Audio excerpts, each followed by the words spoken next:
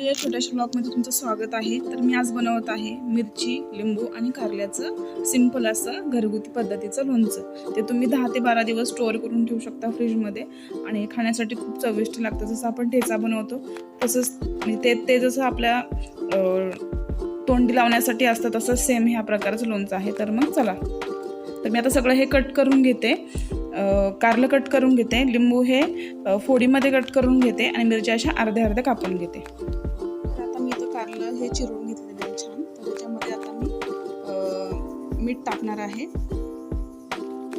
एक अर्धा चम्मचभर मीठ टाकायचं आणि अर्धा तास असंच ह्याला भिजण्यासाठी ठेवून द्यायचं।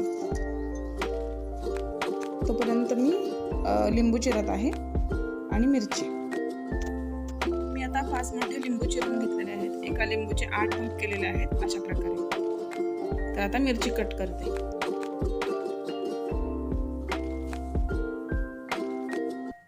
तर इथं आता मी 2 प्रकारच्या मिरच्या घेतलेल्या आहेत। एक आहे तिखट मिरची आणि एक साधी मिरची। तर 2 प्रकारच्या मिरच्या मी अशा मधून कट करणार आहे आणि त्याच्यासाठी वापरणार आहे।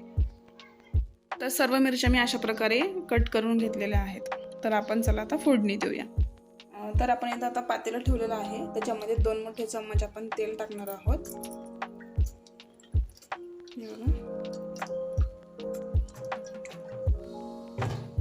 तर याच्यामध्ये आपण जिरं, मोहरी, लसूण आणि नंतर आपण कारलं टाकणार आहोत आणि तसं तुम्हाला दाखवते मी पुढे।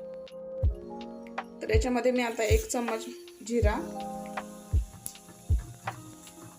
अजून एक अर्धा चम्मच जिरा, 1 चम्मच मोहरी, तेल छान तडतडलेलं आहे। त्याच्यामध्ये मी लसूण थोडंसं हलवणार। त्याच्यामध्ये 1 टेबलस्पून मी हळद टाकणार आहे। थोडीशी छान परतवून घेणार। त्याच्यामध्ये मी कारलं टाकून देणार आणि कारलं थोडंसं छान परतवून वाफवून घेणार। मग त्याच्यामध्ये लिंबू आणि मिरची टाकणार। 2 ते 3 मिनिटं हे छान वाफवल्यानंतर त्याच्यामध्ये मी टाकणार आहे मिरची आणि लिंबू। आता याचं खूप छान पाणी सुटतं त्याच्यामध्ये आणि थोडंसं मी वरतून मीठ टाकणार आहे की मी मगाशीच कारल्यासाठी थोडंसं मीठ टाकलं होतं, त्याच्यामुळे आता मला कमी मीठ लागेल। तर एक अर्धा चम्मच मी मीठ टाकते। त्याच्यानंतर हे सगळं पूर्ण हलवून घेणार आणि मी हे 10 ते 15 मिनिटं हे वाफेवरती शिजवून घेणार छान। आणि थोडं मध्ये मध्ये मी पण हलवून घेणार। तर चला, तयार आहे आपलं आंबट थोडं तिखट कारलं लिंबू मिरचीचं लोणचं। हे बघा, तुम्ही पण नक्की ट्राय करून बघा, खूप छान आणि खूप टेस्टी लागतं हे।